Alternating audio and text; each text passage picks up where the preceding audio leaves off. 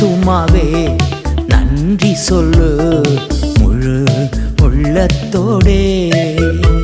என் ஆத்துமாவே நன்றி சொல்லு முழு உள்ளத்தோடே. கர்த்தர் செய்த நன்மைகளை ஒரு நாளும் மறவாதே. கர்த்தர் செய்த நன்மைகளை ஒரு நாளும் மறவாதே. என் ஆத்துமாவே நன்றி சொல்லு முழு உள்ளத்தோடே.